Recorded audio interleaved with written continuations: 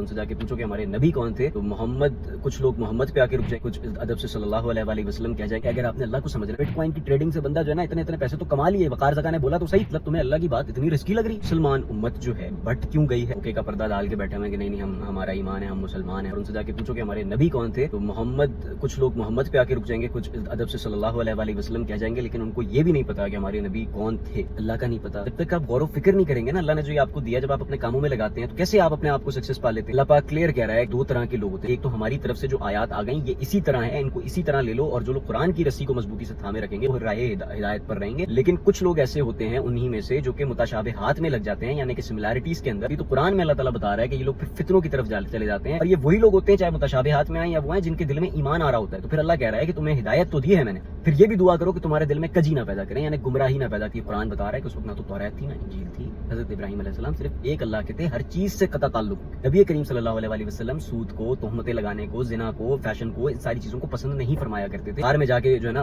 اپنا غور و فکر صرف کرتے تھے، اس وقت عبادت نہیں تھی، اس وقت انہوں نے کچھ نہیں دیکھا تھا کہ یار،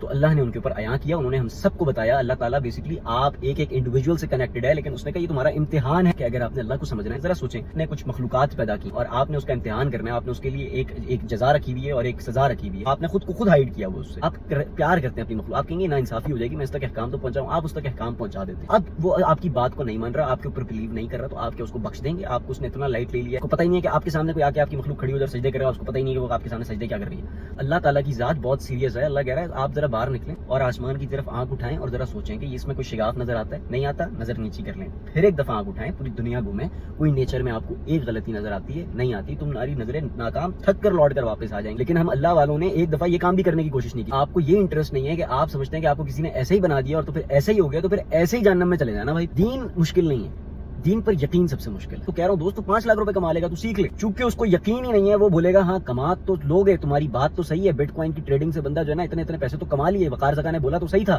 لیکن پرابلم ساری تھی ہمارا یقین نہیں تھا، یقین تھا بھی اور یقین نہیں بھی تھا، تو ہم نے کہا ادھر ہی 2 لاکھ پر چلتے ہیں۔ بیسکلی آپ نے یہی کیا، تو یہ کہا کہ ہاں ٹھیک ہے، ہم منع نہیں کر رہے کہ بٹ کوائن فراڈ ہے، ہم مانتے ہیں کہ بٹ کوائن ہے پروفٹ، ہم کیوں رسک لیں؟ مطلب تمہیں اللہ کی بات اتنی رسکی لگ رہی ہے کہ اس کی جنت اور جہنم تم کو اتنی رسکی لگ رہی ہے کہ تم نے پریورٹی پہ اپنی چیزیں رکھی ہیں۔ آپ کو اپنا یقین سب سے پہلے امپورٹنٹ ہے، وہ کیسے ہوگا؟ غور و فکر سے سوچ کے۔ آپ کو ایک اللہ نہیں سمجھ میں آ رہا، واحد، بیسکلی میں جو کہہ رہا ہوں کہ یہ آپ کے اپنے رکھے ہوئے نام ہیں، ہندو،